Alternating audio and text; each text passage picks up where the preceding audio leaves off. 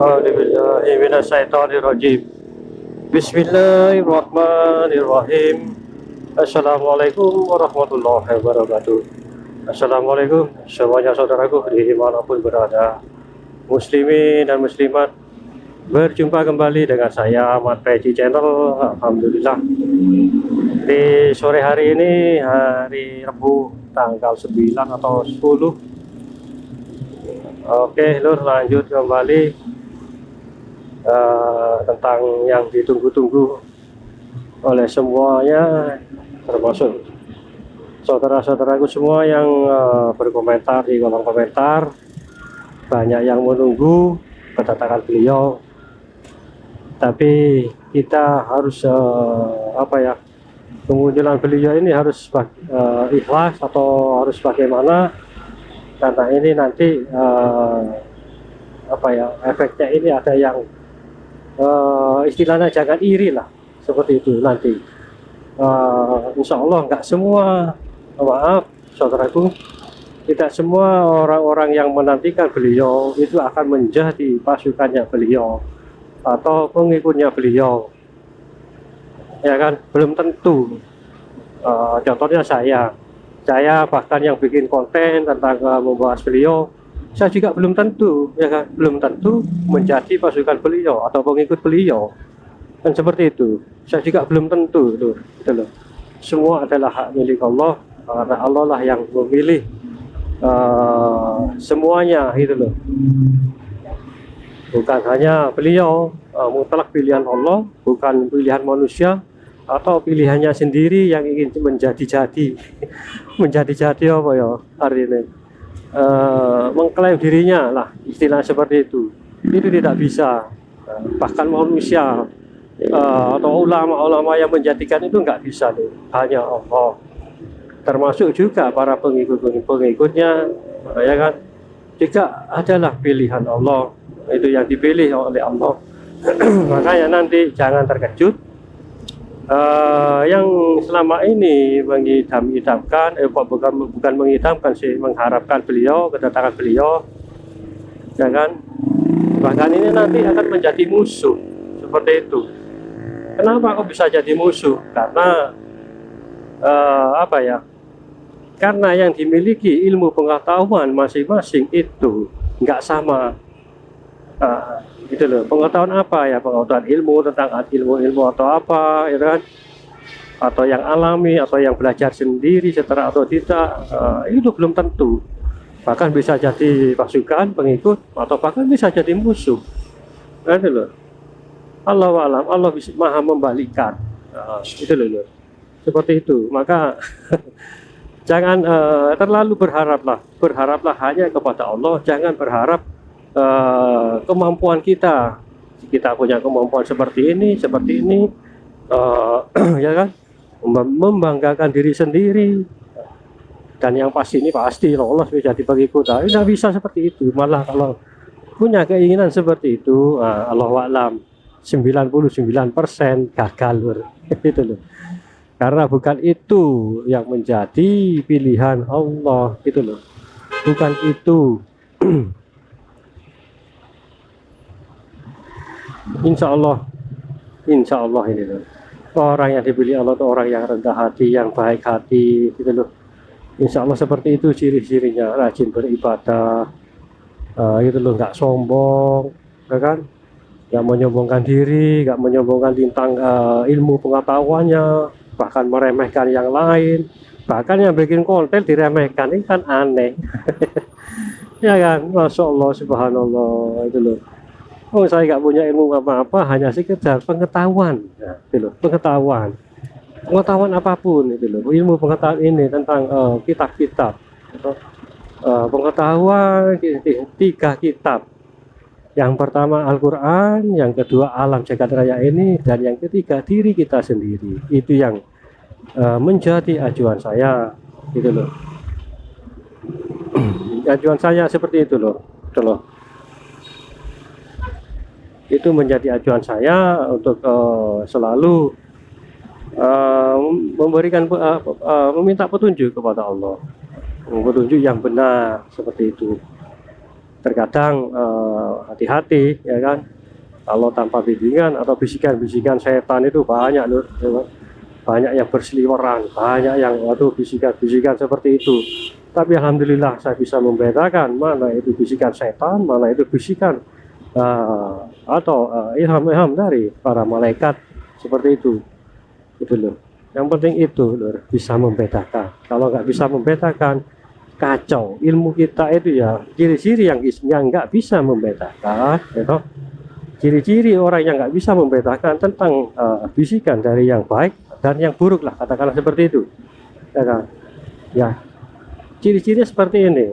Merasa satu, nggak bisa saya sebutkan nomornya. Yang pertama lah, istilahnya menyombongkan dirinya, ya toh.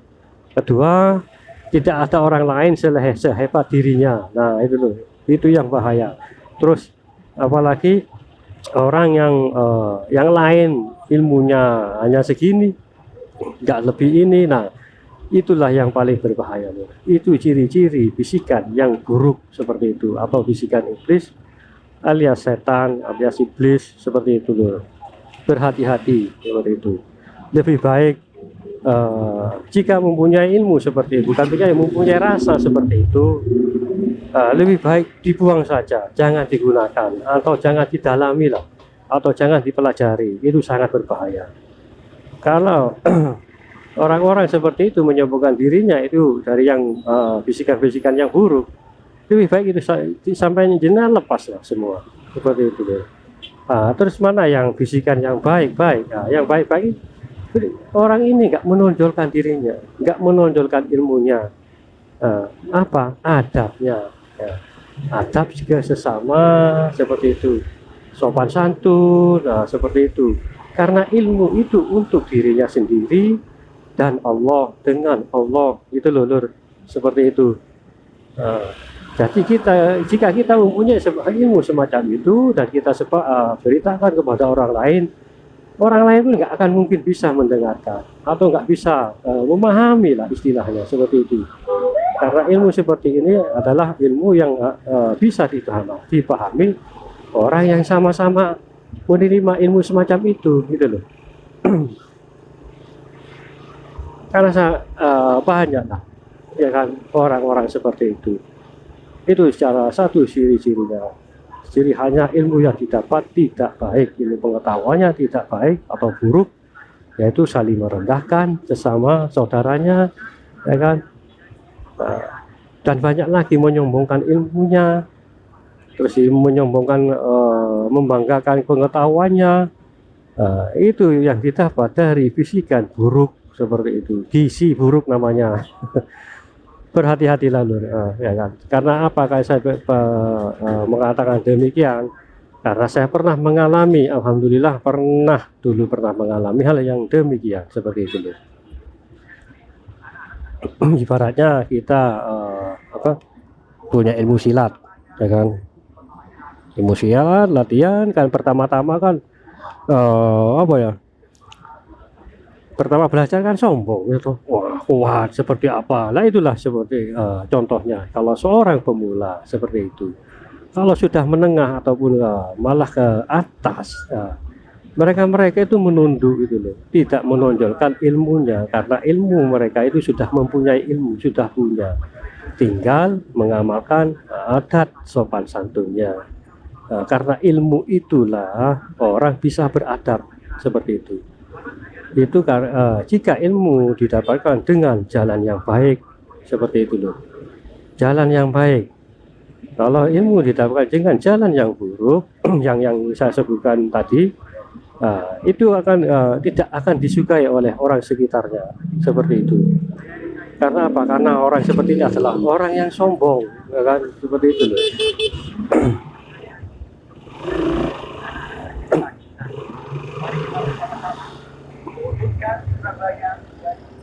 Adalah orang yang sombong seperti itu.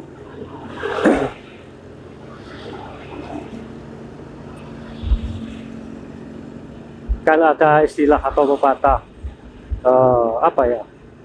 ilmu lebih baik apa sih, lupa lali ilmu mendengarkan adab daripada ilmu. Justru itu yang bermula dari ilmu, manusia bisa beradab. Seperti itu. Kalau orang nggak punya ilmu, insya Allah nggak mungkin beradab. Karena ilmu lah orang itu bisa beradab. Contohnya para alim ulama jika bertemu, ya kan, saling menjaga adab itu loh, sopan santunnya seperti itu. Padahal ilmunya itu bisa membuat mereka seperti itu loh. Contohlah ilmu para alim ulama seperti itu loh, itu loh. Para habaib, coba lihat, alim ulama, kiai-kiai besar, ya kan, jika bertemu bersalaman seperti apa, coba lihat itu. Ya kan, karena beliau itu sudah mempunyai ilmu, tinggal mengamalkannya seperti itu. Lewat apa? Ya lewat tadi itu, perilaku kita, ya kan, perilaku kita, tindak tanduk kita, pembicaraan kita, seperti itu. Itulah efeknya. Ini loh, sudah pernah saya bahas dalam video sebelumnya itu. Ilmu tak akan, judulnya kalau nggak salah, ilmu nggak akan habis kita pelajari. Ini sudah itu saya bikin konten, tapi memang orang-orang nggak menyukai konten itu mungkin banyak yang menyenggol. Betul nggak? Istilahnya seperti itu, pastilah insya Allah seperti itu makanya itu sangat berpengaruh terhadap diri kita, hati kita, ilmu itu, ya kan? Makanya kita diwajibkan oleh Allah sholat 5 waktu itu, lur. Jangan sampai terlupakan oleh kita, karena sholat itulah mencegah hati kita dari perbuatan yang mungkar seperti itu loh. Itu penting itu loh. Cobalah sholatlah jika kita memahami, atau jika kita bisa introspeksi diri lah gitu loh. Jika memang ada kesalahan seperti yang saya sebutkan tadi, maka awalilah dengan sholat seperti itu, karena sholatlah mencegah kemungkaran kita, hati kita, perbuatan kita, seperti itu loh.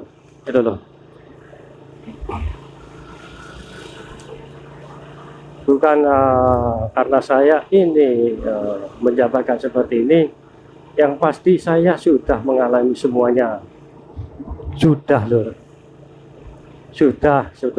saya alami. Makanya saya menjabarkan seperti ini, karena saya sudah mengalami sendiri, ya, tentang apa saja, ilmu apa saja nanti saya jelaskan insya Allah. Awal mula waktu mengenal ilmu seperti itu, saya pernah menjalani itu, ilmu tentang memasukkan barang-barang goib ke tubuh manusia, mediasi, itu sudah dulu, sudah lewat itu gitu loh. Alhamdulillah sekarang oleh Allah diberikan pengetahuan seperti ini, dan mengamalkannya pengetahuan ini kepada Anda semua, saudara-saudaraku semuanya, ya kan, tentang akhir zaman, tentang Satro Bendingi, tentang ilmu-ilmu yang lain, ilmu tentang adat, budi pekerti, seperti itu loh. Baik lur, kita lanjut kembali nanti ya. Ini mungkin konten ini mungkin nggak akan banyak disukai orang. Ya bagaimana lagi, ya kan, demi kebaikan kita.